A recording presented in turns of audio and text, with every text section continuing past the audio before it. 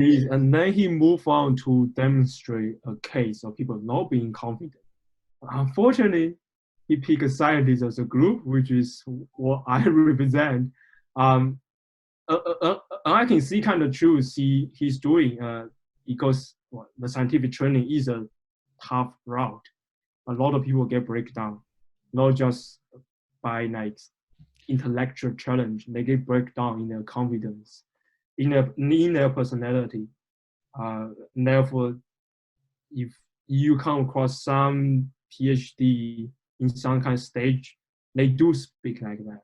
Even some people, when they get a PhD, they still speak like that because they're like, oh, there's billion people out there. It's outdone me in science.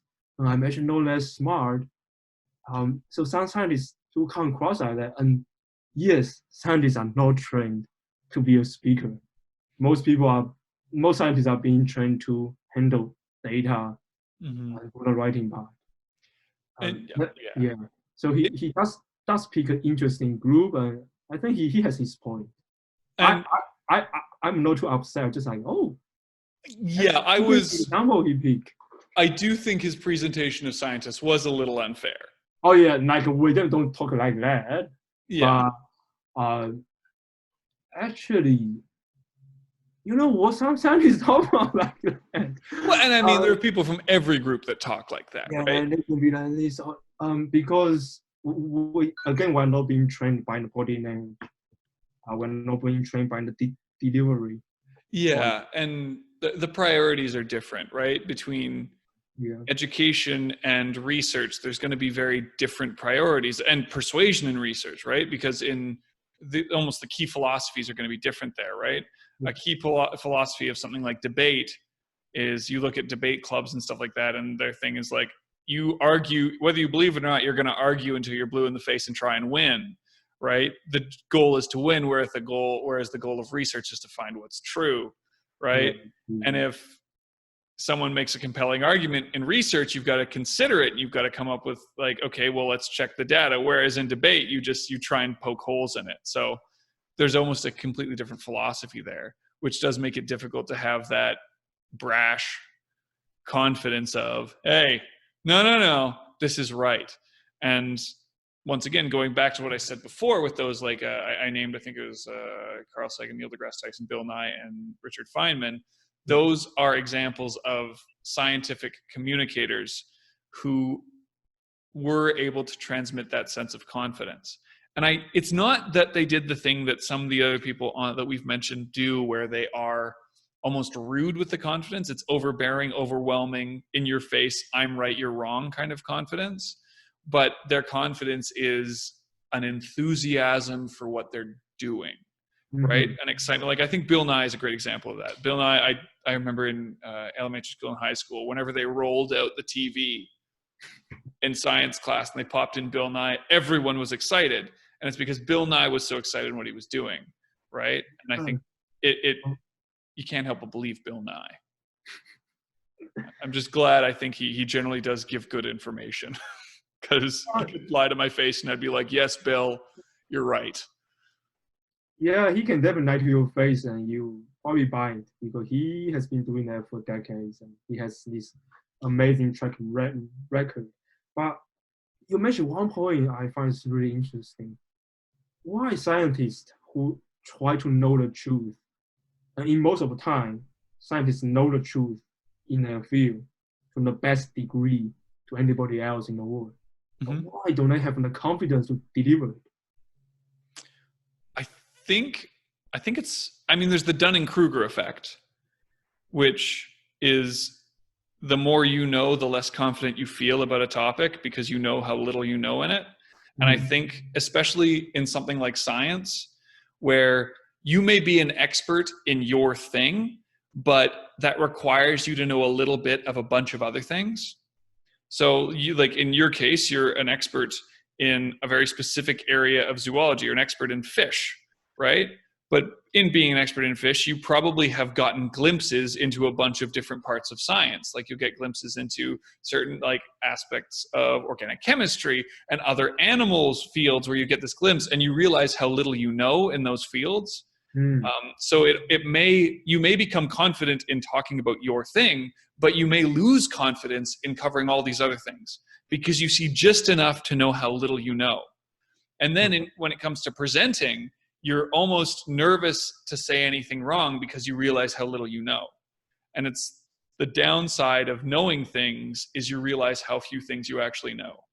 And I know that's a very confusing statement. No. That is true. It's I went through this phase myself. When I finished my master, I feel I know it all. Then, yeah, when I begin my PhD, I was like, yeah, I still know a lot. I just need to pick up a few things here and there. And now at the end of my PhD, I was like, I don't know what I know anymore. Yeah. But then I feel like I can still control the sense of uncertainty in my voice when I do my presentation. Because I know what I put down for next speech, they're absolutely true. And I have facts to back it up. And I have all this research paper in my mind to back it up. I think the other side to this story is, for example, when scientists talk about in the TV, they don't talk about small subject. They usually talk about big questions. Mm-hmm. For example, why salmon are dying in British Columbia. And that is a small topic in comparison. People will ask about, when will we get a vaccine for COVID-19? How soon will it be? And then it's like, by book, by theory, is 1.5 years. Everything goes right. There's so much there, right? Like Yeah. that's asking when that's considering like immunologists, that's considering epidemiologists, that's considering like you're going to be looking at everything from, I mean, I don't know how much this virus is affected by heat. I think it was SARS and MERS that were affected by heat. So you're going to be having scientists. You may have to ask someone who's a meteorologist who's predicting the weather to see, if it's going to be hotter in the summer, so we'll see less then. But that means when it comes to the winter, we may see a resurgence. The vaccine could take 3 years or 2 years. So you're asking for a lot of information, right? Yeah. The truth is we don't know about this weather and flu. It's a correlation. And right? It's like keep happening, but doesn't mean it will happen every time. Yeah, and you run into this issue of, like we said before, where the philosophy of science is to try and find out the truth and to tell the truth. And you ask them, how long is it going to be? And they give you a bunch of, well, it might be this, it could be that. They give very, what I'd call responsible answers, where it's saying, we don't know, here are all the possibilities. But when you then hear someone who's not an expert give a confident response, it's going to be done by August. That's reassuring. We hear that, we hear this confident response, it's going to be done by August, we can live with that. When a scientist may say, well, the soonest it could be done is August if everything goes perfectly. If the heat kills 90% of the virus and then the vaccine comes out in July and it's done by August, which those things are unrealistic. They're probably, in fact, almost impossible, but you get that they're like, it could be, and then someone takes that and says, it's definitely, but then the scientist is also going to tack on, but more likely, we aren't going to be able to have large-scale group events until 2021, and we won't be able to have like the full like concerts and stuff. Life won't be back to normal until 2022, right? And whatever's realistic. And it makes me think of like that idea of really complex topics. Makes me think of, I mentioned Richard Feynman twice already, but he talks about how people ask him, like he doesn't anymore, he passed away, but he would talk about how people always ask scientists for these really big questions. People want to know the latest and greatest. They want to ask about, like his field was, I think it was quantum electrodynamics or something crazy like that, that I have no way of understanding with my Bachelor of Arts in psychology. There's no way I'll get that. But he's talking about this crazy stuff, and he'll say, people want to know about the latest and greatest, and they'll ask him about what a Feynman diagram is, or they'll ask him what all these, like what superposition is. And he's saying, we're at the end of 400 years of the scientific method of finding things out about the world incredibly effectively. So you're going to get a huge complex answer when you really have to, if you want it all to make sense and you want things to be simple answers, you've got to start at the beginning.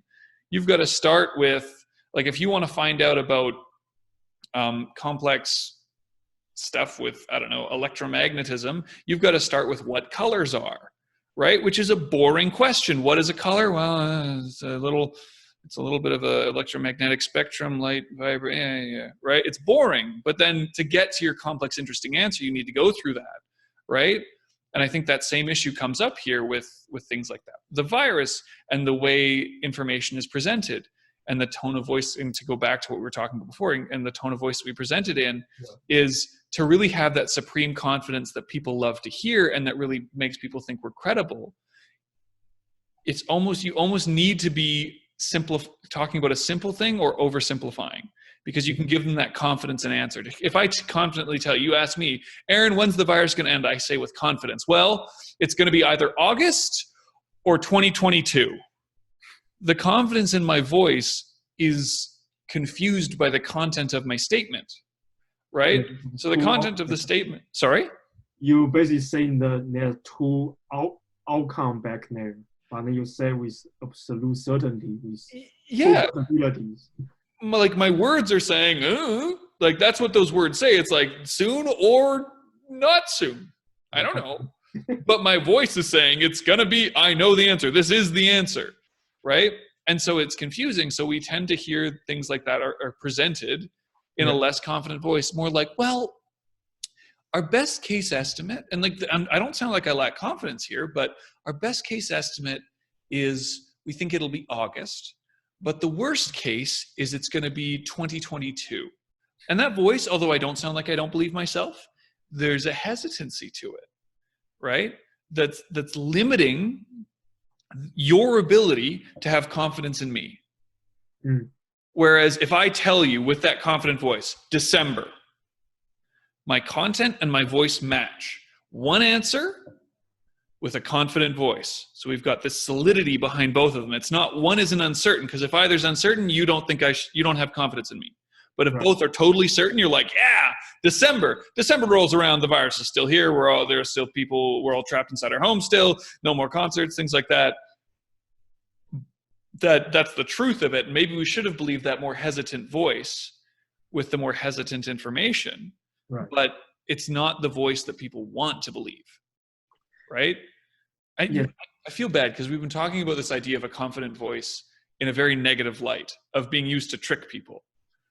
No, it's okay. It's not just to trick people. I think at the end, we want to find out is how we can use a confident, simple style of speech to deliver a complex fact. The facts are always quite complex, and the truth is usually in the middle of black and white. It's in the gray zone, and that's usually where the truth is.